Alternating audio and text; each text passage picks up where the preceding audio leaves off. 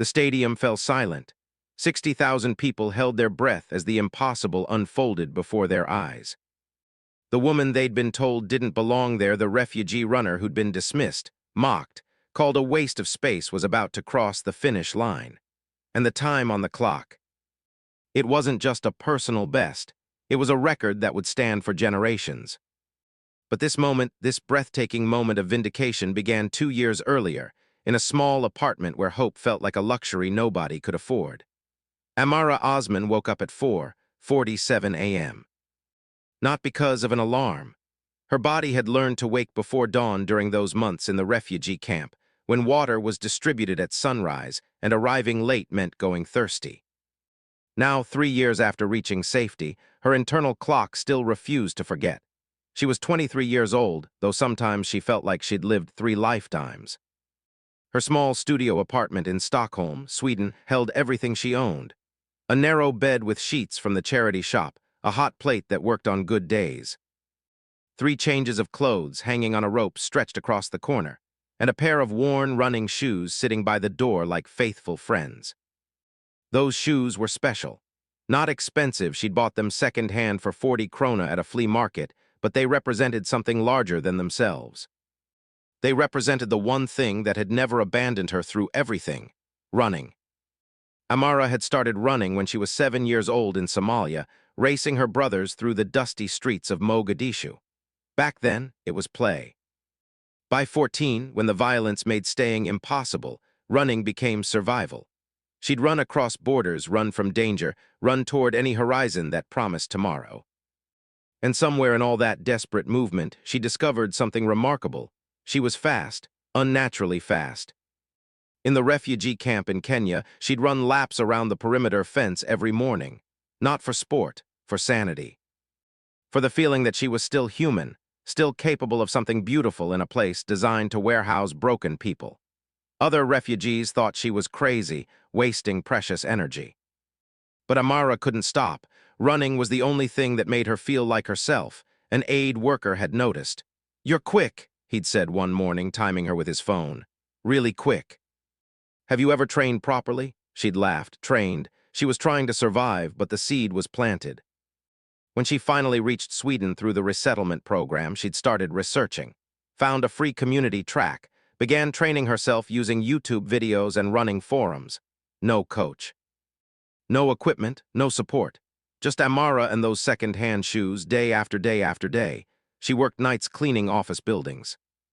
It was the only job she could find. Her engineering degree from Somalia meant nothing here, and her Swedish was still halting, accented, apologetic. But night work meant she could train during the day. Could chase this impossible dream that had taken root in her chest. Her dream was simple and absurd. She wanted to run in the Olympics, not just participate. She wanted to compete. To prove that everything she'd survived hadn't diminished her. That she was still here, still whole, still capable of extraordinary things. She kept this dream quiet, though. People didn't take kindly to refugees with ambitions. She'd learned that the hard way. Better to stay small, stay grateful, stay invisible. Work hard, train alone, hope for a chance. This particular morning, as she laced up her shoes, Amara didn't know that today was the day that would change everything. That in a few hours, she would meet someone who would test every ounce of her resilience. Someone who would make her question whether this dream was worth the humiliation. She didn't know that her quiet dignity was about to be pushed to its breaking point. The Stockholm Athletics Club occupied a prestigious facility on the northern edge of the city. With its Olympic standard track, state-of-the-art training equipment, and walls covered in photographs of Swedish athletic legends. It was the kind of place that announced its importance before you even walked through the door. Amara had been training there for 6 months, but she'd never felt like she belonged.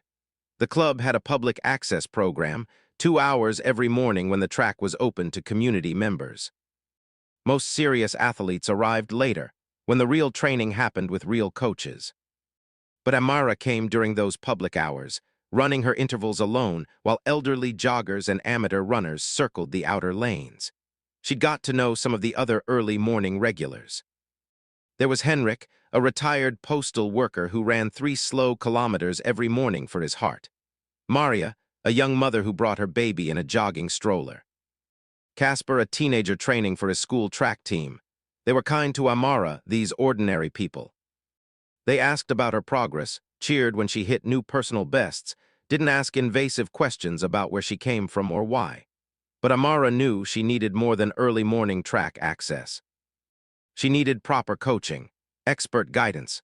She'd plateaued, could feel herself hitting a ceiling that raw determination alone couldn't break through. Her times were good, very good actually, but she didn't know how to make them great. Didn't understand periodization or interval training or race strategy. She was self-taught, and it showed. The Stockholm Athletics Club had several elite coaches, but their services were expensive, prohibitively expensive.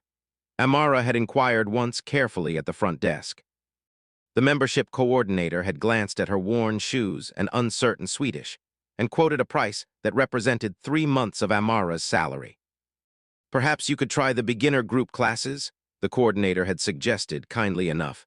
"They're more affordable." Amara had smiled and thanked her and gone back to training alone. But then something changed.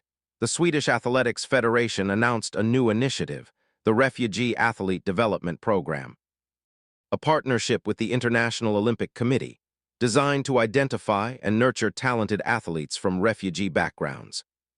The program would provide coaching, equipment, and a pathway to compete internationally, potentially even for the Olympic refugee team. When Amara saw the announcement, her hands shook. This was it. This was the door she'd been running toward. Applications required a video submission showing athletic ability and a personal statement. Amara recorded herself at the track during public hours, running intervals. A friend from the cleaning company helped her write the statement in better Swedish. She laid it all out, her times, her training schedule, her dream. 3 weeks later, she received an email. She'd been selected for an evaluation. A coach from the Stockholm Athletics Club, someone named Lars Ekström, would assess her potential. The evaluation was scheduled for 7:00 a.m. on a Tuesday. This morning. Amara arrived at the facility at 6:45 a.m., 15 minutes early. She'd barely slept, running through everything in her mind. What she'd say, how she'd demonstrate her abilities, how she'd prove she was worth investing in. She wore her best athletic clothes, still second-hand but clean and without holes. Her hair was pulled back tightly. She'd practiced introducing herself in Swedish, then in English in case her Swedish failed her at the crucial moment. At 7:00 a.m. sharp, a man walked onto the track. He was in his mid-50s, with the lean build of a former athlete and silver hair cut precisely. His tracksuit bore the Swedish Athletics Federation logo. He carried a clipboard and a coffee cup, and an expression of someone who'd already decided this would be a waste of time. "Amara Osman," he called out, not even attempting to pronounce her name correctly. It came out flat, dismissive. "Yes, here." Amara jogged over, hand extended. He didn't shake it. Just looked at his clipboard. "Lars Ekström, I'm the head coach for distance running at this facility. The Federation assigned me your evaluation." The way he said assigned made it clear this wasn't his choice. "Your application says you're a middle-distance runner, 800 and 1500 meters. Yes, sir. Those are my strongest events, but I can also. Let's see your credentials." He cut her off, eyes still on the clipboard. Amara's stomach tightened. "Credentials, competition results, race times. Official records?" He finally looked up at her, and his expression was exactly what she'd feared, skepticism wrapped in thin patience. "You can't expect to be taken seriously without verified performances." I have my training logs." Amara pulled out her phone with shaking hands. "I track every workout. My times are, self-reported times mean nothing." Lars's voice was matter-of-fact, almost bored. "Anyone can claim to run a fast 800. I need to see official race results." "I haven't been able to afford race entry fees," Amara said quietly, "but I've been training consistently for 18 months. I run 6 days a week. I've improved my 800 time by—" "How old are you?" the question threw her. 23. Lars made a note on his clipboard. 23, and you've never competed officially. Do you understand how far behind that puts you? Most Olympic-level athletes have been in formal training since childhood. They have years of competition experience, coaching, sports science support." He gestured vaguely at the facility around them. "You're starting from zero. I'm not starting from zero, Amara said, trying to keep her voice steady. I've been running my whole life. I know I'm fast. I just need someone to help me. What you need, Lars interrupted, is realistic expectations. He set his clipboard down on the bench. Look, I understand the Federation wants to support refugee athletes. It's good PR, but my job is to develop actual Olympic prospects, not to babysit charity cases. The words hit like a slap. Amara felt heat rising to her cheeks. Lars continued, oblivious or indifferent to her reaction. Distance running at the elite level requires more than just running around.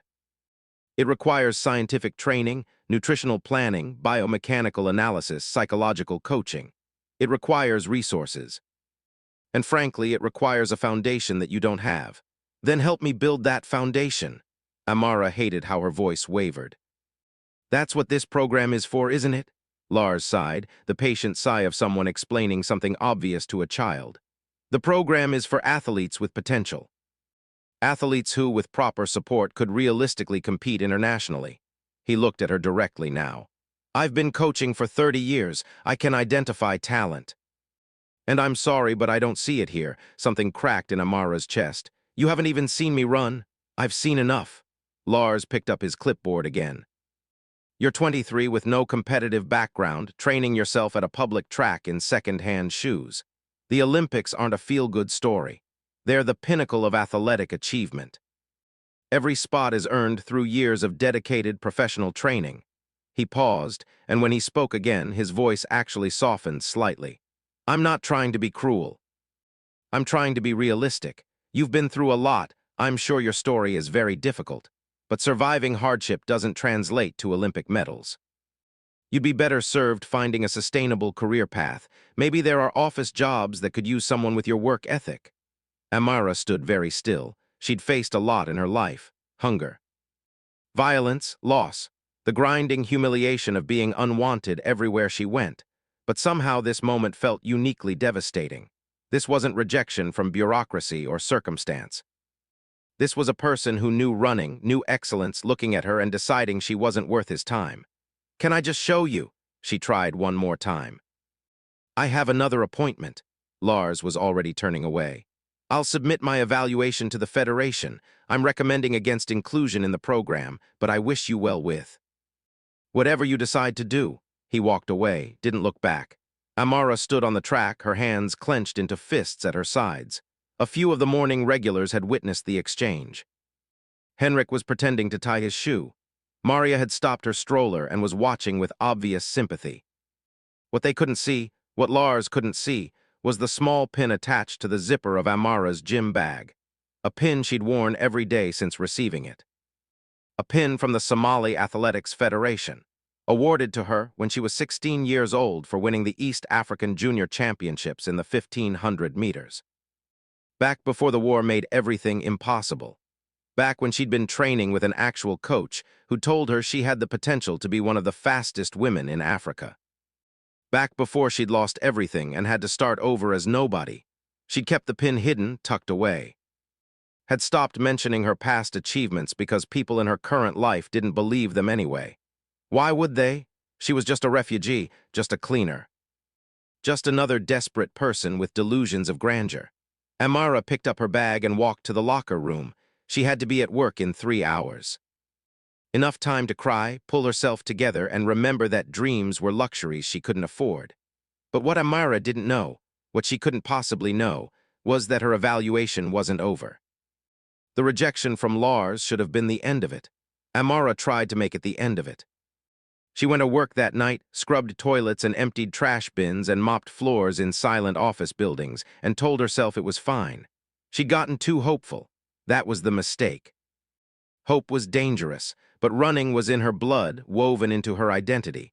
She couldn't stop any more than she could stop breathing, so she kept showing up at the track during public hours. Kept running her intervals, kept pushing herself even though the dream felt further away than ever. A week after the evaluation, she was midway through a speed workout when she heard a familiar voice behind her. Still wasting your time, I see? She turned to find Lars standing trackside with 2 younger athletes, both wearing club uniforms, both clearly his official trainees.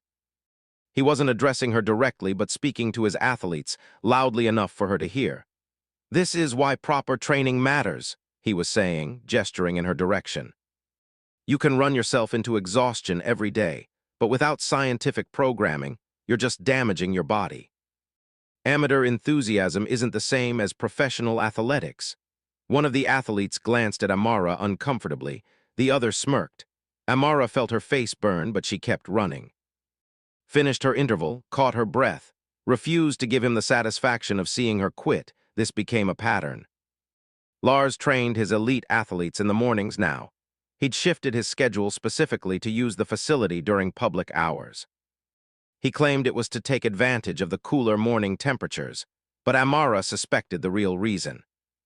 He seemed to enjoy having an audience of ordinary runners to contrast with his polished athletes, and he seemed to especially enjoy making subtle digs in her direction. "Technique is everything," he'd announced to his trainees while watching Amara run past.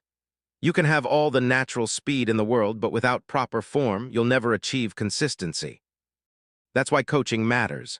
Or, "Notice how we train with purpose. Every interval has a specific physiological goal. We're not just running around aimlessly hoping to get faster." Or, "The difference between a good athlete and a great one is coachability. Some people think they can figure it out on their own. They're always the ones who plateau." Never directly to her, always loudly enough for her to hear, Henrik noticed.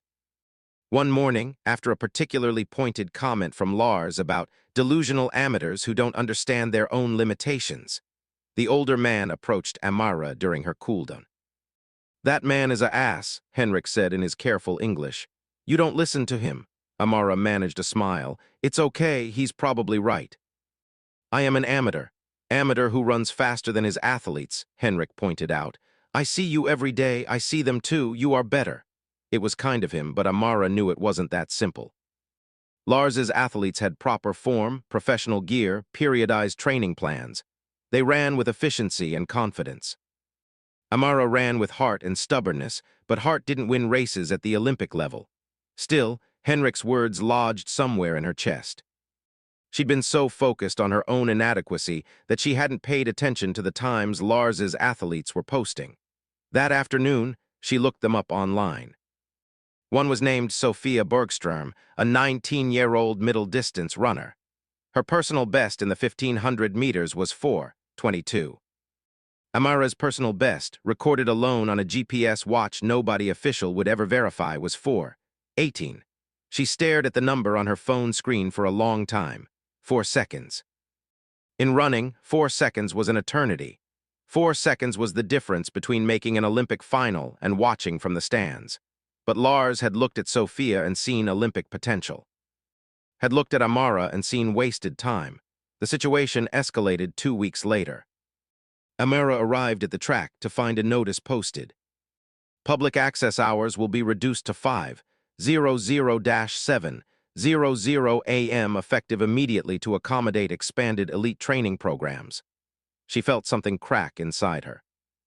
The public hours had already been limited, just 2 hours when most people were still asleep. Now they were cutting it further, and she knew exactly whose elite training program was expanding. That same morning, Lars approached her directly for the first time since the evaluation.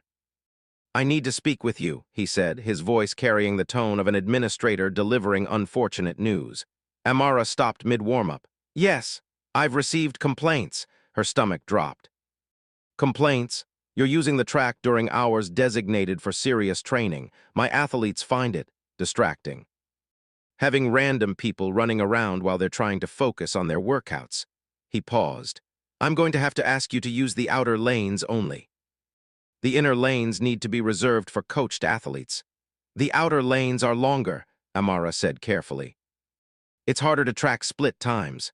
Then perhaps you should consider whether training here is the right fit for you." Lars's voice remained polite, but his eyes were cold. "There are other public facilities, parks with running paths. This is a professional athletics club. We need to prioritize our competitive athletes. I pay the public access fee like everyone else." "Of course. But there's paying for access, and there's respecting the culture of the facility." He smiled thinly. "I'm just asking you to be considerate." What he was really saying was clear. You don't belong here. Amara moved to the outer lanes, continued training. But now she felt Lars's eyes on her constantly, watching, judging, waiting for her to make a mistake or give up.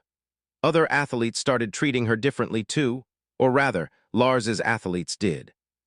Sophia and the others would arrive as a group, laughing loudly, making comments just within earshot. "Some people really can't take a hint," she heard Sophia say one morning. "It's sad, actually," another athlete replied. "Like there's trying hard and then there's being delusional." They weren't talking about Amara specifically. They didn't need to be. The message was clear, but the morning regulars, Henrik, Maria, Casper, and others, rallied around her in quiet ways. Henrik started running his warm-up laps alongside her, a show of solidarity. Maria brought her extra energy gels. Casper, who was just 17, asked if she'd give him some tips on pacing. "You're really fast," he said shyly. "Like really fast." I don't know why that coach doesn't see it. Amara didn't know either. But she was starting to understand that Lars seeing it wouldn't matter. He'd made his decision. In his mind, she was a refugee with delusions, taking up space that belonged to real athletes. The turning point came on a humid morning in late August. Amara was running a hard interval workout, something she'd designed herself based on research, alternating between 400-meter repeats at race pace and recovery jogs. She was midway through her 7th repeat when Lars stopped his own athletes and called out to her. "Excuse me, Amara," she slowed, chest heaving. Lars walked over, his athletes following behind him like ducklings. "I couldn't help but notice your workout structure. Those intervals are quite aggressive." There was something in his tone. "A trap being set. I'm training for middle distance," Amara said cautiously, "building speed and endurance." "Yes, but there's a problem with your approach." Lars crossed his arms. "You're running these repeats at what you think is race pace. But you've never actually raced, have you? So you don't actually know what your race pace is. You're just guessing. I'm using my training times as a baseline. Training times don't account for competition stress, for other runners. For race strategy." He was speaking loudly now, making sure everyone could hear. "This is exactly what I'm talking about when I say coaching matters. You're training hard, I'll give you that. But you're training asterisk wrong. You're probably doing more harm than good, actually." "My times have been improving," Amara said quietly. "Self-reported times on a GPS watch." Lars dismissed this with a wave. "You could be running downhill for all anyone knows. Without verified race results, your data is meaningless." One of his athletes, a young man named Mikkel, spoke up. "Why don't you just enter a race? Prove what you can do?" It was a reasonable question, asked with genuine curiosity rather than malice. "Race entry fees are expensive," Amara answered honestly. "How expensive?" Mikkel pressed. "The regional championships next month are 800 krona. Lars laughed, actually laughed. "You're claiming to be Olympic caliber, but you can't afford 800 krona for a race entry. Do you understand how absurd that sounds?" The shame was like acid in Amara's throat. 800 krona was more than a quarter of her monthly salary. It was the difference between eating properly and going hungry.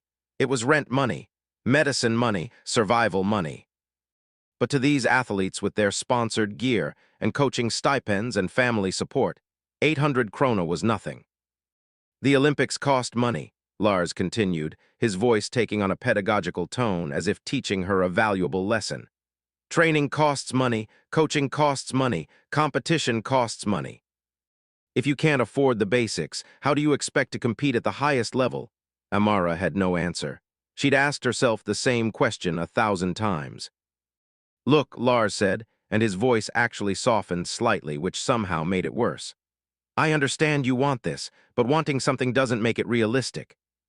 Maybe it's time to accept that professional athletics isn't accessible to everyone. That's not a moral failing, it's just reality." He turned back to his athletes. "Let's continue our workout. Lane 1, please." They took over the inner lane. Amara moved further out, finished her intervals in silence. Her hands were shaking when she finally stopped. That night at work, Amara scrubbed the same conference table 3 times. She couldn't stop replaying Lars's words. Maybe it's time to accept. Maria, the young mother from the track, worked in one of the offices Amara cleaned. She'd stayed late working that night and found Amara in the break room during her shift. "Hey," Maria said gently, "you okay?" Amara wiped her eyes quickly. Fine. Just tired. I saw what happened this morning. That coach is cruel. He's right, though, Amara's voice cracked.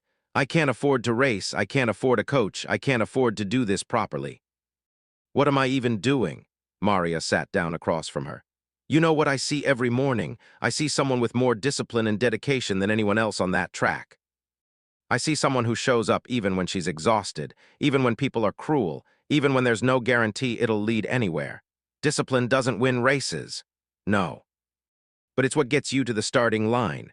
Maria pulled out her phone. Listen, my company sponsors local athletes sometimes. Let me talk to my boss. Maybe we can help with race fees. I can't ask you to. You're not asking, I'm offering. Maria squeezed her hand. Don't let that man take this from you. Don't let him win. But Lars wasn't finished. 2 days later, Amara received an email from the Stockholm Athletics Club administration. Her public access membership was being reviewed due to concerns about facility usage patterns and disruption of professional training environments. The email was copied to Lars. She knew immediately who had filed the complaint. The membership review felt like a noose tightening. Without access to a proper track, Amara's training would suffer. She could run in parks, but she needed measured distances to track her progress, needed the flat surface to prevent injury, needed the structure that the facility provided. She drafted a response email 3 times. Each version sounded more desperate than the last. Finally, she sent something simple. I have paid for my membership and followed all posted rules. I would appreciate clarification about what concerns have been raised. The response came from the club director, a middle-aged woman named Ingrid Hellström. Dear Ms. Osman, thank you for your inquiry. We've received feedback that your training activities during public hours may be incompatible with our elite athlete development programs. We'd like to schedule a meeting to discuss alternative arrangements. Translation, they were going to ask her to leave. The meeting was set for the following Monday. Amara spent the weekend in a haze of anxiety and anger. She'd survived so much, crossed deserts, lived in camps, rebuilt her entire existence from nothing. And now she was going to be pushed out of a running track by a man who couldn't stand the sight of her. On Sunday, something unexpected happened. Henrik called her. They'd exchanged numbers months ago, a casual friendship formed in the early morning hours. I talked to the others, Henrik said in his measured English. Maria, Casper, others. We write letters to the club, about Lars, about how he treats you. Henrik, you don't have to. Yes, we do, is not right. He is bully. He teaches his athletes to be bullies too. Someone must speak. It won't matter. He's the head coach. I'm nobody. You are not nobody. You are athlete. You are person. You have same rights as anyone. But Amara knew how the world worked. Rights on paper didn't translate to rights in practice, not for people like her. The meeting on Monday was as bad as she'd anticipated. Ingrid sat behind her desk. Lars stood by the window, arms crossed. Amara was offered a chair but felt like she was on trial. We want to find a resolution that works for everyone, Ingrid began. This facility serves multiple constituencies, elite athletes, recreational users, community members. Sometimes those needs conflict. I haven't broken any rules, Amara said. No one is saying you have. Ingrid's voice was professionally sympathetic. But we need to consider the broader environment. Lars has raised concerns that the presence of less experienced runners during elite training hours creates distraction and diminishes the professional atmosphere we're trying to maintain. Less experienced. The euphemism landed like a slap. My times are competitive with your elite athletes, Amara said, keeping her voice steady even as her hands trembled in her lap. I run faster than some of them. Lars finally spoke. GPS watch times are not competitive results. We've been over this. Then let me prove it. Let me race against them. This isn't a playground, Lars snapped. We don't arrange races to settle disputes. That's not what I'm suggesting. There's a regional championship next month. Enter me and enter your athletes in the same event. If I lose badly, I'll accept that I don't belong here. But if I compete, you want the club to pay your entry fee? Lars's voice dripped with disdain. Is that what this is about? Looking for a handout? I'll pay my own entry fee. It was a lie. Amara had no idea how she'd come up with 800 krona, but she'd figure it out. I just want the chance to prove myself on equal ground. Ingrid and Lars exchanged a look. There was something in it that Amara couldn't read. That's not how our athlete development system works, Ingrid said carefully. We invest in athletes who have already demonstrated potential through competitive results.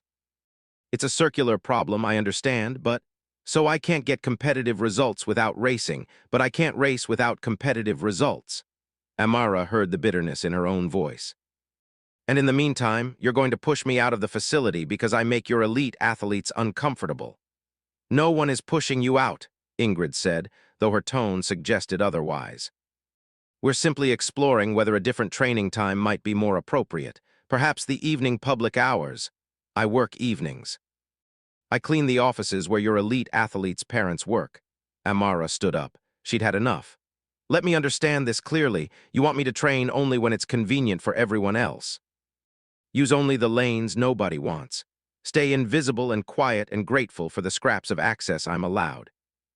And if I dare to want more, if I dare to have ambitions, I'm being unreasonable. That's not what we're saying, Ingrid protested. Then what are you saying? Silence. Lars cleared his throat. We're saying that elite athletics requires a certain level of commitment and investment that, frankly, you're not in a position to make. That's not a judgment on your character. It's just a practical reality. You don't know anything about my commitment, Amara said quietly. I know you work night shifts as a cleaner. I know you can't afford basic race fees. I know you train yourself because you can't afford coaching. Lars's voice wasn't cruel now, just matter of fact. Those aren't criticisms, they're observations. You're trying to compete in a sport that requires resources you don't have. Money isn't the only resource that matters. At this level, yes, it is. Lars turned to Ingrid. This is why I recommended against the refugee program in the first place. It sets up false expectations. It makes people think that wanting something badly enough is sufficient. But elite sport isn't democratic. It never has been. Something in Amara snapped. I was East African junior champion in the 1500 meters when I was 16 years old. I was training for the World Junior Championships when the war made it impossible to stay in my country. I had a coach who told me I could compete internationally. This isn't a dream I pulled from nowhere. Lars raised an eyebrow. East African junior champion? Yes, and yet there's no record of this achievement in your application to the refugee program. I didn't think anyone would believe me. I wonder why. Lars's skepticism was palpable. It's convenient to claim past achievements that can't be verified. There's a reason we require documentation.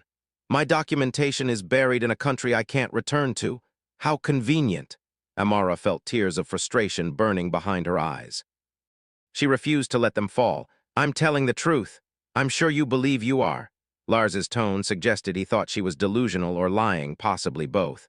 Look, this isn't productive, Ms. Hellstrom, I think we need to make a decision here. Either this facility is a professional training environment or it's a public park. We can't be both. Ingrid sighed. Amara, I think we need to temporarily suspend your membership while we review our policies regarding public access during elite training hours. You'll receive a full refund for the remaining. I'll leave. Amara was already moving toward the door. You don't need to suspend anything. I'll find somewhere else to train. Amara, wait, but she was done defending herself, done begging for scraps of respect. Done being treated like her presence was a charity case rather than her right. She walked out of the office, down the corridor, past the trophy cases filled with photographs of Swedish athletic legends, past the track where she'd spent 6 months trying to prove herself, and out into the cold Stockholm morning. For 3 days, Amara didn't run. She went to work, came home, stared at her walls. The absence of running felt like missing a limb. Maria called repeatedly. Henrik showed up at her apartment with groceries. Casper sent text messages full of exclamation points and encouragement. Everyone at the track is angry, Maria told her. We're organizing a petition. We're going to the club board. It won't matter, Amara said flatly. It might. You have more support than you realize. But Amara had learned not to count on support. Support evaporated when it became inconvenient. She appreciated her friends, but they were recreational runners. Lars was the head coach. Who would the club side with? On the 4th day, something arrived in her mailbox. An envelope with a return address from the Swedish Athletics Federation. Her hands shook as she opened it. Dear Ms. Osman, we have received your evaluation report from Coach Lars Ekström. We regret to inform you that you have not been selected for inclusion in the Refugee Athlete Development Program at this time. Coach Ekström's assessment indicated a lack of competitive foundation necessary for international-level athletics. However, we encourage you to continue pursuing your passion for running at the recreational level. There are many community programs that might be better suited to your current experience level. We wish you the best in your future endeavors. The letter went on, but Amara stopped reading. There it was, official rejection, not just from a coach but from the system itself. She should have expected this. She'd known, really, that Lars would torpedo her chances. But seeing it in writing, the formal closure of a door she'd barely glimpsed, felt crushing in a way she hadn't anticipated. That night she didn't go to work. Called in sick for the first time in 18 months. Lay in bed and stared at the ceiling and wondered when she'd become someone who gave up. The knock on her door came around 9 p.m. Persistent enough that she finally dragged herself out of bed to answer it. Henrik stood in the hallway, and behind him, Maria, Casper, and 6 other regulars from the track. "We have a plan," Henrik announced. They crowded into her small apartment, this unlikely group of allies. Henrik spread papers across her tiny table, race registration forms, fundraising spreadsheets, training schedules. "We collect money," Henrik explained, "for the regional championship. Maria's company gives 400 krona. Casper does bake sale at his school, 280 krona. I give from pension. Others give what they can. We have 850 krona. Amara stared at the cash and online transfer confirmations. "You did this. For me?" "For us," Maria corrected, "because what Lars did is wrong. Because you deserve a chance to compete. And because," Casper added with a teenage grin, "we want to see you destroy Sofia Bergström. I don't even know if I can." "Yes. You can." Henrik's certainty was absolute. "I watch you run every day for 6 months. You are fast, you are strong, you don't need fancy shoes or fancy coach, you need race. You need to show everyone what we see. The regional championship is in 3 weeks, Maria said. That's not much time to prepare. I've been preparing for 2 years, Amara whispered. They registered her that night.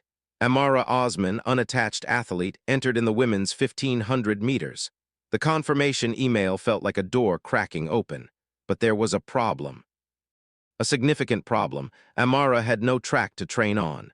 Henrik solved the training problem in his characteristically straightforward way. "We use different track. The university is public." The University of Stockholm had a modest athletics facility open to students and community members. It wasn't as nice as the Stockholm Athletics Club. No indoor training area, more weathered surface, less equipment.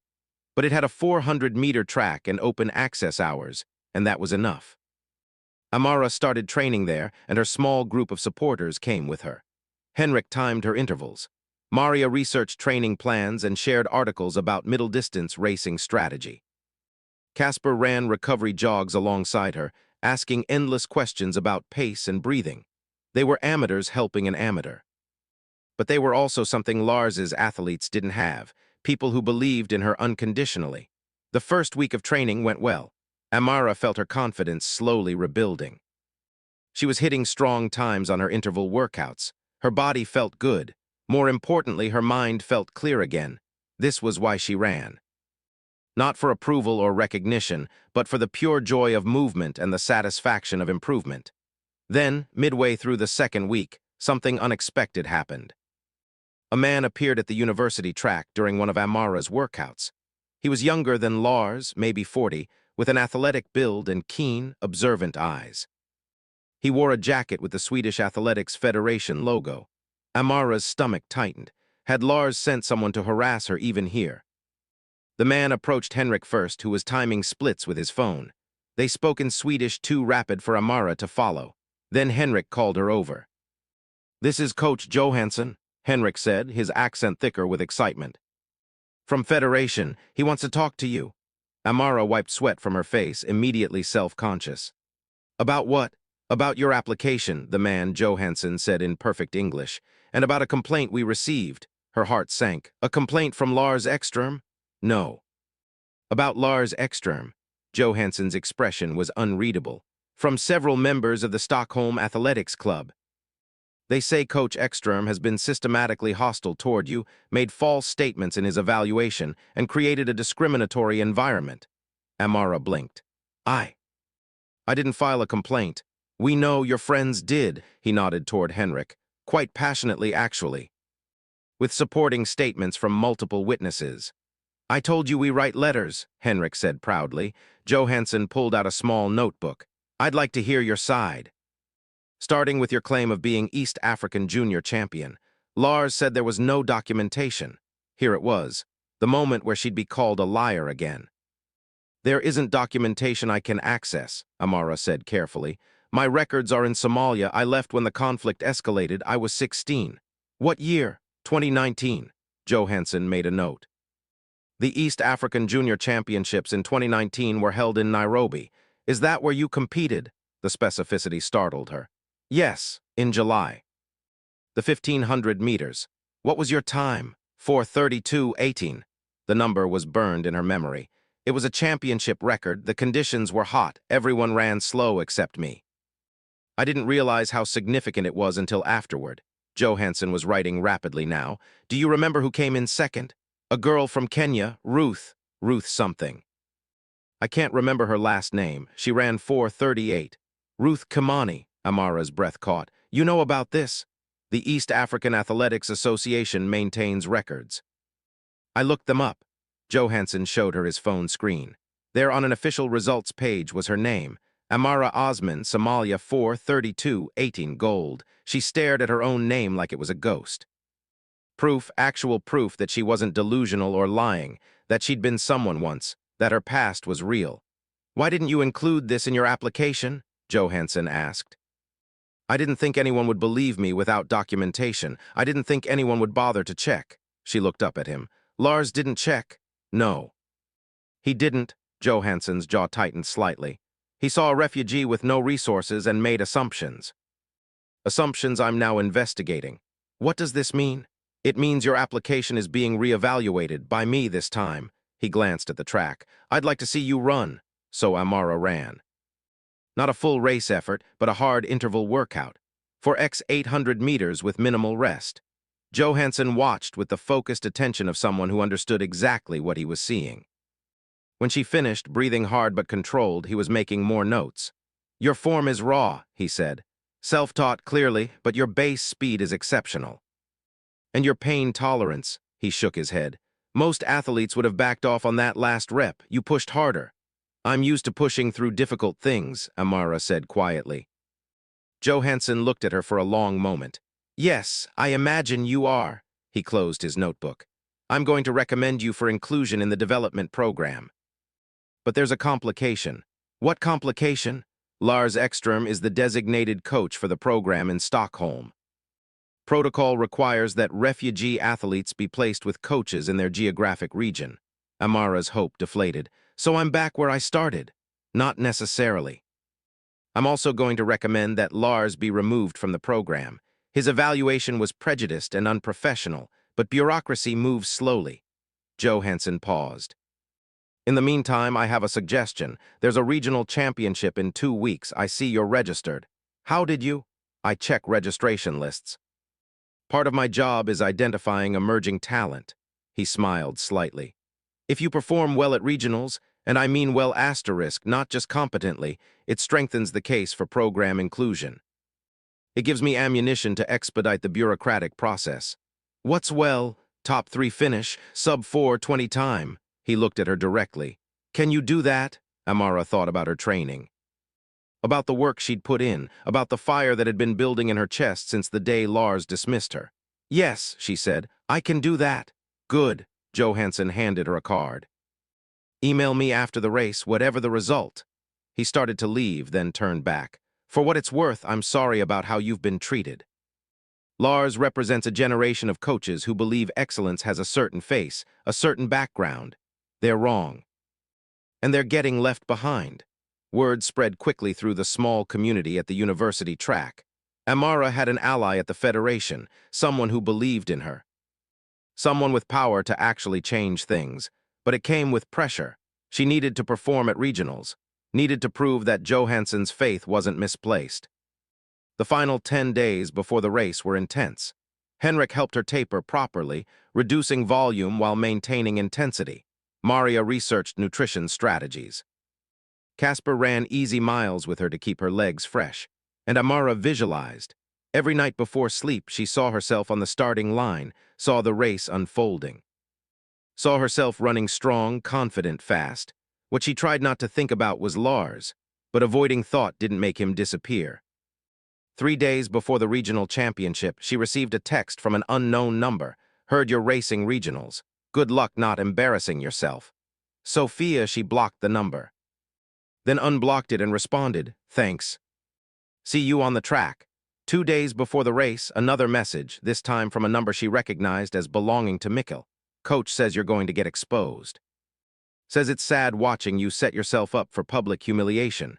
Just thought you should know what people are saying. Amara stared at the message for a long time. Then she replied, tell your coach I'll see him at the finish line. The night before the race, she couldn't sleep. Lay awake running through race scenarios. What if she false started? What if she went out too fast and died? What if Lars was right and she was delusional? At 3 a.m. her phone buzzed. A message from Henrik, you are ready, you are strong. Tomorrow you show everyone. We are proud of you already. She read it 5 times. Then got up and did something she hadn't done in weeks. She looked at the pin from the East African Junior Championships, held it in her palm. Remembered being 16 years old and fast and full of uncomplicated joy about running. That girl was still inside her. Tomorrow she was going to let her out. But what Amara didn't know, what she couldn't possibly know, was that the race at regionals would be the least important thing that happened that day. The regional championship was held at a stadium in Uppsala, about an hour north of Stockholm. Amara arrived early with her small crew, Henrik, Maria, Casper, and a few others who'd made the trip to support her. The stadium was modest but official, real timing systems, real judges. Real competition. Amara picked up her bib number, 321, and tried to keep her hands from shaking. The women's 1,500 meters was scheduled for 2 p.m. She had 3 hours to warm up, stay calm, and not spiral into panic. At noon, she saw them, Lars and his athletes arriving as a group. Sophia, Mikkel, and 2 others, all in matching Stockholm Athletics Club uniforms. They looked professional, confident, like they belonged. Lars spotted Amara and said something to his group. They all turned to look. Sophia smirked. Amara felt her stomach clench, but Henrik appeared at her elbow. Don't look at them, he said firmly. They don't matter. Only the clock matters. He was right. This wasn't about beating Sophia or proving Lars wrong. This was about running the fastest race she could. Everything else was noise. She went through her warm-up routine. Jogging, dynamic stretches, strides, her body felt good. A little nervous energy, but that was normal, useful even. At 1:30 p.m., they called runners to the check-in tent. Amara joined the line. Sophia was 3 people ahead, talking loudly with another athlete. Yeah, my coach thinks I should go for the win, Sophia was saying. He said the competition's pretty weak this year. Should be an easy PR. The other athlete glanced back at Amara, then said something quietly that made Sophia laugh. Amara focused on her breathing. In for 4 counts, out for 4 counts. Stay calm. Stay centered. At 1:45 p.m., officials led the runners to the track. There were 12 women in the race. Amara recognized a few names from online results, regional-level athletes, some with faster personal bests than hers. The crowd was modest, maybe 300 people. Mostly family members and club supporters. Amara saw Henrik, Maria, and Casper in the stands, waving enthusiastically. Their section was small but loud. And then she saw someone unexpected, Coach Johansson standing near the finish line with a clipboard and a stopwatch. He caught her eye and gave a small nod. He'd come to watch. The pressure tightened around her chest. This mattered. This race could change everything. Runners, please take your positions, the official announced. Amara moved to the start line. She'd drawn lane 7 for the initial stagger. Not ideal, but not terrible. Sophia was in lane 3. The favorite, a woman named Elsa Lindgren who'd run 4:15 earlier in the season, was in lane 1. This is a 1,500-meter race, the official continued. 3 3/4 laps. When you hear the gun, you may begin. Amara crouched into her starting position. Her heart was hammering so hard she was certain everyone could hear it. The stadium fell quiet.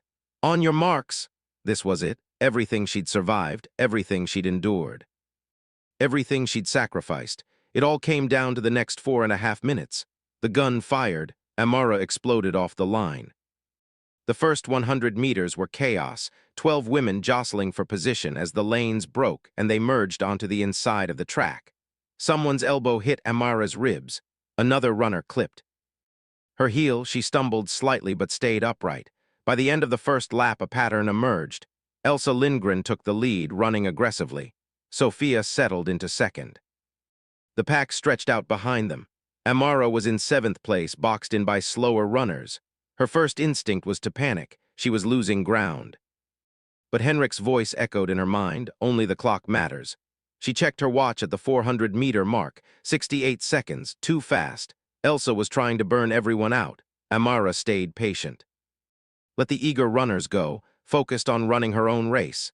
At 800 meters, the pack began to fracture. 3 women had dropped off the back. Elsa was still leading but starting to fade. Sofia had moved into first. Amara was now in 5th with clearer space ahead. She checked her watch again. 2:18 total time, slightly slower than planned but sustainable. The third lap was where everything changed. Sofia pushed the pace, trying to break away. 2 runners tried to go with her and immediately cracked, falling back rapidly. Amara saw her opportunity. She moved up on the outside, passing the faltering runners with smooth acceleration. By the beginning of the final lap, she was in 3rd place, about 10 meters behind Sofia and Elsa. The crowd's noise increased. She heard Henrik's voice cutting through. Gio! 600 meters to go. Amara could feel her legs burning, her lungs screaming, but she'd felt worse. She'd endured worse. This pain was temporary. This pain was purposeful. She started her kick with 400 meters remaining, earlier than she'd planned. But she could feel it. She had more in the tank than the runners ahead of her. They were suffering. She was still accelerating. 300 meters. She caught and passed Elsa on the back straight. Elsa tried to respond but had nothing left. 200 meters. Amara was right on Sofia's shoulder now, could hear the other woman's ragged breathing. Sofia glanced back, a rookie mistake that cost her momentum. In that moment of distraction, Amara surged past her. The final 100 meters felt like flying and drowning simultaneously. Every muscle fiber was screaming. Her vision was narrowing. But the finish line was right there and she was in 1st place. She could hear Sofia behind her trying desperately to close the gap. Could hear the crowd roaring, could hear her own heartbeat pounding in her ears. 50 meters, 40 meters, 30 meters. Amara crossed the finish line and immediately looked up at the clock. 4:16:34, a personal best, by nearly 2 seconds, and a regional championship gold medal. She bent over, hands on knees, trying not to vomit from the effort. Sofia finished 2 seconds later, collapsing onto the track. Elsa was 3rd. Amara straightened slowly, her vision still swimming. The small section where her supporters sat erupted in cheers. Henrik was jumping up and down. Maria was crying. And then she saw Lars. He was standing near the finish line, staring at the results board with an expression of pure shock. His mouth was slightly open. The color had drained from his face. Their eyes met. For a long moment, neither moved. Then Coach Johansson appeared, walking directly to Amara. He extended his hand, and she shook it with trembling fingers. 4:16:34, he said, loud enough for nearby people to hear. That's a qualifying time for the European Championships. And if you'd had proper pacing and training, you'd have run even faster. He turned slightly, addressing the small crowd that had gathered. Ladies and gentlemen, let me introduce Amara Osman, former East African junior champion, future Swedish national team member, and someone who's been training without coaching, without resources, without support, and still just won this championship by 2 seconds. The crowd applauded, but Amara barely heard it. She was watching Lars, who was now conferring urgently with Sofia. The younger woman was shaking her head, tears streaming down her face. Johansson wasn't finished. It's worth noting, he continued, his voice carrying that Ms. Osman applied to our Refugee athlete development program and was rejected by her assigned evaluator. who determined she lacked competitive foundation and potential. He paused. That evaluator is here today. I wonder if he'd like to revise his assessment. Lars's face went from pale to red. He started to walk away, but Johansson called out, "Lars." "A word, please." It wasn't a request. Lars stopped, shoulders rigid, turned back slowly. Johansson gestured for Amara to join them. She walked over on shaky legs, still trying to catch her breath from the race. "I reviewed your evaluation report," Johansson said to Lars without preamble. "You wrote, and I quote, 'Applicant lacks competitive foundation, shows no demonstrable talent, and appears to have unrealistic expectations about her capabilities. Recommend immediate rejection from program.'" Lars's jaw tightened. "That was my professional assessment. Your professional assessment was that an athlete who just ran 4:16 lacks talent. I didn't have access to verified times when I made my evaluation. You had. Access to her training logs. You watched her run, and you didn't bother to investigate her claim of being a junior champion because you'd already decided she wasn't worth your time." Johansson's voice was cold. "That's not professional assessment, that's prejudice. Now wait a minute. I also spoke with multiple witnesses who described your behavior toward Ms. Osman as hostile, dismissive, and discriminatory. You made disparaging comments about her refugee status. You mocked her economic circumstances. You created a hostile environment that ultimately drove her away from your facility. A small crowd had gathered now, other athletes, officials, spectators. This was becoming very public very quickly. Lars glanced around, clearly aware of the audience. "This is inappropriate. If you have concerns about my coaching, there are proper channels. I'm using them. There will be a formal investigation."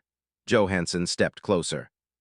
"But right now, in front of all these witnesses, I want you to understand something. You had a generational talent training at your facility. An athlete who, with proper support, could compete at the Olympics, could win medals for Sweden, could inspire thousands of young people who think elite athletics isn't for them." He paused, letting that sink in. "And you threw her away, called her delusional. Told her to find an office job." Johansson shook his head. "How many others have you dismissed? How many athletes did you overlook because they didn't fit your narrow definition of what talent looks like?" "This is one race," Lars said, but his voice had lost its confidence. "One good performance doesn't. She ran 4:16 after training herself for 18 months with no coaching, no facilities, no support, while working night shifts, while facing harassment from you and your athletes." Johansson pulled out his phone, showed Lars the screen.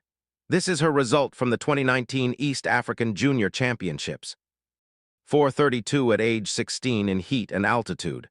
Do you know how rare that is? Do you understand what that indicates about her potential?" Lars looked at the screen. Something in his expression cracked. I didn't know. You didn't check. You saw a refugee and made assumptions. She didn't provide documentation because she was trying to survive. Because she's been in survival mode for years." Johansson's voice rose. "Your job, our job, is to identify and develop talent wherever we find it. Not to demand that traumatized people produce perfect paper trails before we take them seriously." Silence fell over the group. Lars seemed to shrink. Sophia approached cautiously. Her eyes were red from crying. "Coach, I don't understand. You said she wasn't any good. You said she was delusional." Lars didn't answer, couldn't answer. Sophia looked at Amara. "You beat me." "Easily, and you've been training on your own?" Amara nodded, still not entirely trusting her voice. "Jesus." Sophia sank down onto the bench. "We were awful to you. I was awful to you. Because Coach said," she trailed off, realization dawning, "he was wrong about everything." Another voice spoke up, Mikkel, the young male athlete. "You told us she didn't belong at the facility.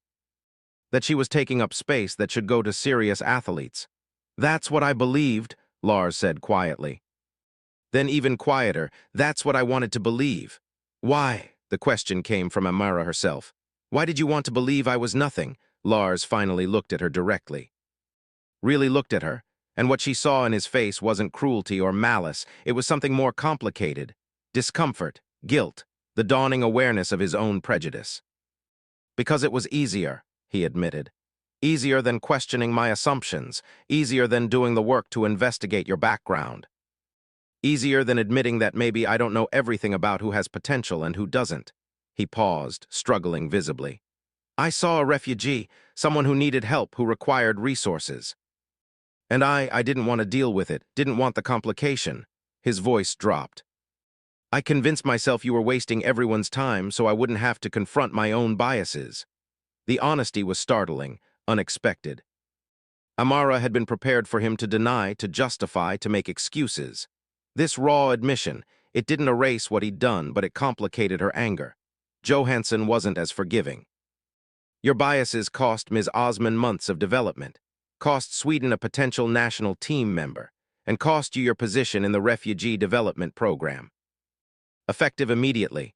You're removing me? Yes, and I'll be recommending a broader review of your coaching practices. Johansson turned to Amara. Ms. Osman, I'd like to offer you a formal spot in the program with a different coach, someone who will actually support your development. Amara's breath caught. This was it, the door opening. The dream becoming real. She had to clear her throat. I accept. The small crowd erupted in applause. Henrik was cheering so loudly she could hear him over everyone else. Maria and Casper were hugging each other. But Amara's eyes were on Lars. He looked devastated, defeated. Like a man watching his legacy crumble, she should have felt satisfaction, vindication. Victory, instead, she felt something more complicated. Coach Ekström, she said quietly. He looked up, surprised she was addressing him. I don't want you to lose your job over this. Johansson frowned. Amara, I want him to learn from it, she continued. I want him to coach differently. To look harder at athletes who don't fit the usual profile, to question his assumptions. She looked directly at Lars. Can you do that? Lars stared at her for a long moment, then nodded slowly. I can try, I will try. That's all I'm asking. Johansson considered this. The program removal stands, but I'll frame it as a probationary reassignment rather than a termination. You'll need to complete bias training, demonstrate changed practices, prove you can be trusted with developing diverse athletes. I understand. Lars turned to Amara. I owe you an apology. A real one. What I did, how I treated you was wrong, unprofessional, and frankly cruel. You deserved better, you deserved support, and instead he shook his head. I'm sorry. Truly, Amara nodded. The apology couldn't undo the hurt, couldn't give back the months of doubt and humiliation, but it was something. Thank you, she said simply. Sophia stood up, walked over to Amara, extended her hand. I'm sorry too, for everything I said, everything I did. You're an incredible athlete, and I should have seen that instead of just. Following what Coach said, they shook hands. It felt like a beginning of something, not quite friendship, but maybe mutual respect. You ran a good race, Amara told her. 4:18 is a solid time, Sophia laughed wetly. Not as solid as 4:16. The aftermath of the regional championship unfolded rapidly. Within a week, Amara was officially enrolled in the Refugee Athlete Development Program with a new coach, a woman named Annika Svensson, known for developing late-blooming talent. Their first meeting was everything the session with Lars wasn't. Respectful, curious, focused on Amara's goals rather than assumptions about her limitations. 4:16 self-coached is remarkable, Annika said, reviewing Amara's training logs. With proper periodization and strength work, I think we can get you under 4:10 by next season. Maybe under 4:05 the season after that. Those weren't just personal bests. Those were times that would qualify her for major international competitions. The Stockholm Athletics Club underwent its own reckoning. The petition from Henrik, Maria, and the other morning regulars, combined with Johansson's formal complaint, triggered a review of the club's access policies and coaching practices. Ingrid Hellström, the director, personally apologized to Amara and offered her a full membership with waived fees. We failed you, Ingrid said simply. We should have investigated Lars's treatment of you more thoroughly. We should have questioned his evaluation. We let you down, and I'm sorry. Amara accepted the apology and the membership. She didn't need the facility anymore. Her new program provided access to even better training venues, but she appreciated the gesture. Lars, for his part, seemed genuinely shaken by events. He completed the required bias training, started asking more questions, making fewer assumptions. When Amara occasionally ran into him at athletics events, He was polite, even supportive, though an awkwardness lingered between them. Sophia became an unexpected ally.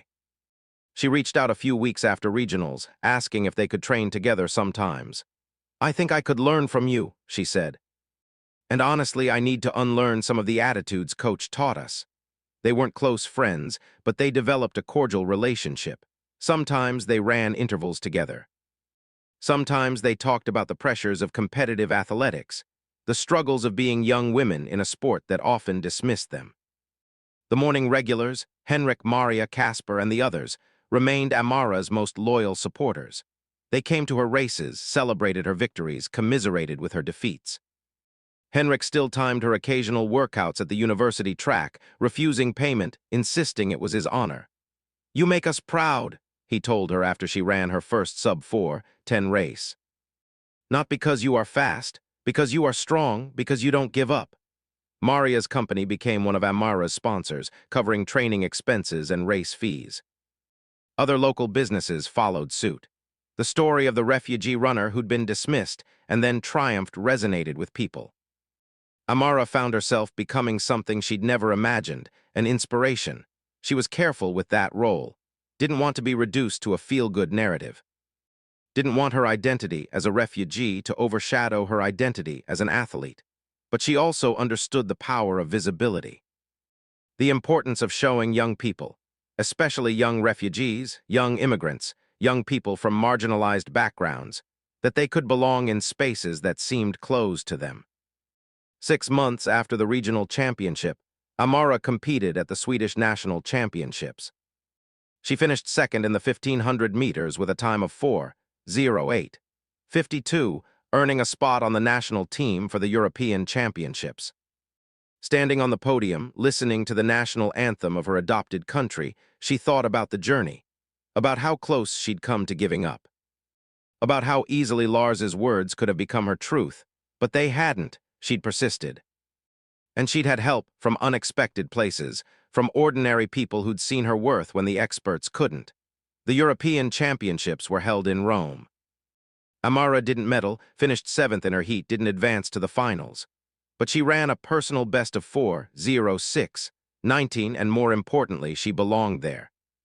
Stood on the starting line with the best middle-distance runners in Europe and held her own. After the race, a reporter asked her about her journey, about facing rejection and discrimination, about how she'd overcome it. "I didn't overcome it alone," Amara said. "I had people who believed in me when I couldn't believe in myself. And that made all the difference." "Do you have a message for young athletes facing similar obstacles?" Amara considered the question carefully. "I'd say, don't let anyone else's limited imagination define your potential. People will underestimate you. They'll see your circumstances instead of your capabilities. They'll tell you your dreams are unrealistic." She paused. "But they're wrong. You know what you're capable of. Trust that. Work for it. And find people who will support you. They might not be where you expect, but they're out there." The interview aired across Swedish sports media. The story of the refugee runner gained national attention, but Amara tried not to get caught up in the narrative. She had races to run, times to chase. An Olympic dream that was, finally, within reach. Sometimes the people we underestimate are the ones who teach us the most important lessons. Lars Ekström was a successful coach. 30 years of experience, multiple national champions, a reputation for excellence. But he'd forgotten something fundamental: that potential doesn't come with credentials. That talent doesn't require perfect circumstances. That sometimes the most extraordinary athletes are the ones who have had to fight hardest just to get to the starting line. His mistake wasn't just about one athlete. It was about a mindset that mistakes privilege for merit. That assumes people from difficult backgrounds lack the capacity for greatness. That requires proof before offering opportunity, and then dismisses people for lacking proof they were never given a chance to acquire. How many others had Lars overlooked? How many athletes with raw talent but imperfect resumes had been turned away because they didn't fit his narrow definition of potential? We'll never know. But we do know that Amara almost became one of them. What saved her wasn't a system designed to catch people like Lars's bias. It was ordinary people. A retired postal worker, a young mother, a teenage runner, who decided that justice mattered more than convenience, who wrote letters and raised money and refused to let talent be wasted because someone in power couldn't see it. There's something profound in that. The reminder that change doesn't always come from the top down. That sometimes the most powerful advocates are the ones with no official authority, just a clear sense of right and wrong. Amara's story is about vindication, yes, about the deep satisfaction of proving doubters wrong. But it's also about something more complicated, the cost of being underestimated, the months of doubt. The nights wondering if maybe everyone else was right and you were delusional. The grinding toll of fighting for respect that should have been freely given. Even in victory, those scars remain. The triumph doesn't erase the trauma. But here's what matters. Amara ran anyway, kept training when it would have been easier to quit. Kept believing when belief required an act of will rather than simple confidence. Kept her dignity when she was being treated with none. And in doing so, she didn't just win races. She exposed a system's failure, changed a coach's perspective, inspired a community, opened a door for others who will come after her. Justice, when it comes, is sweet. But it's also a reminder of how many people never get it. How many athletes like Amara face Lars-like figures and don't have a coach Johansson to intervene. Don't have a supportive community to rally behind them. Don't catch the break they need at the exact moment they need it. The real lesson isn't just that talent will out. It's that we have a responsibility to look harder, question our assumptions, create systems that identify potential in unconventional places. Believe people when they tell us what they're capable of, even if they can't prove it in the ways we expect. Because for every Amara who gets vindicated, there are dozens who don't. Whose stories end differently, whose talent is wasted because the gatekeepers were too blind, too biased, or too busy to see it. We can do better. We must do better. If this story moved you, if it reminded you that dignity matters and talent deserves opportunity regardless of circumstances, I'd be grateful if you'd subscribe to hear more stories like this. These are the stories that need to be told. Stories about people who refuse to be diminished, who persist when the world tells them to quit, who prove that excellence comes in forms we don't always recognize. But Amara's story of vindication is just the beginning. Because what happened when a homeless veteran walked into a luxury car dealership and asked to see the most expensive vehicle on the lot? Well, that's a story that'll make this one look tame. The salesman's reaction, the manager's assumptions, and what they discovered when they ran his credit. You won't believe it until you hear it. Until next time.